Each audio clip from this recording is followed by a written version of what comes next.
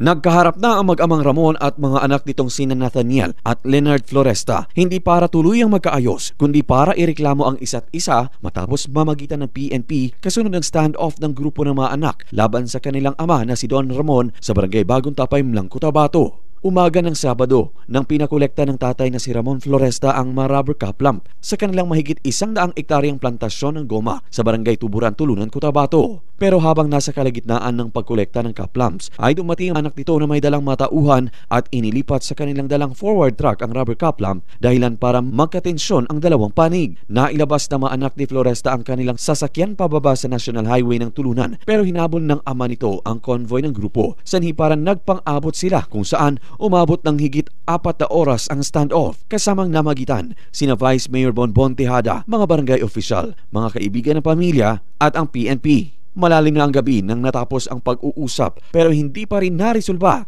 Kinabukasan na nang muling nagtagpo ang mag-ama sa tanggapan ni Mlang Mayor Awing Abunado. Napagkasunduang ang Mlang PNP ang magpapatimbang at magbebenta at ang kalahati ng kita nito ay ipambabayad sa mga magsasaka, habang ang kalahati naman ay pansamantalang itatago ng PNP habang inaantay kung sino sa dalawang panig ang makakapagdala ng dokumentong magpapatunay na sila ang nagmamay-ari ng malawak na plantasyon. Isang araw bago ang insidente ay una nang napaulat na hinarang din ni Don Ramon ang tunay-tunay ladang oil palm mula sa daan-daang ektaryang sakahan ng barangay Tuburan, Tulunan. Matagal nang masalimuot ang alitan ng pamilyang Floresta dahil sa agawan ng ari-arian na una nang itinurn over ni Floresta sa mga anak pero binabawi na nito ngayon.